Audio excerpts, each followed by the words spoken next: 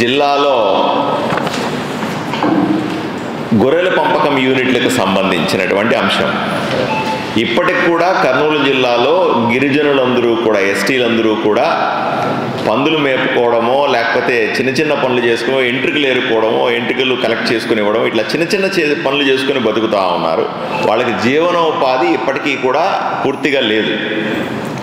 So ఈ పందుల పెంపకం లాభదాయకం కాదు వాళ్ళకి. ఎక్కడంటే అక్కడ పెరుగుతూ ఉంటే వాటి వల్ల పెద్ద ఉపయోగం కూడా ఏం లేదు, వాళ్ళకి పెద్ద కులవృత్తి కూడా ఏమీ లేదు ఇప్పుడు. కాబట్టి గొర్రెల పెంపకం యూనిట్లు ఇవ్వాలని కేంద్ర ప్రభుత్వం సబ్సిడీలో ఇస్తుంది.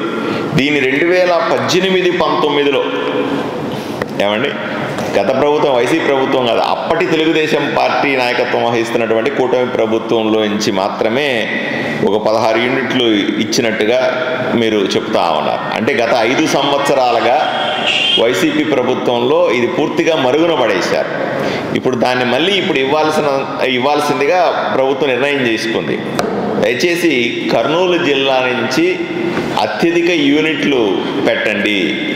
అప్లై చేసిన వాళ్ళందరికీ కూడా ఇది ఉపయోగపడుతుంది.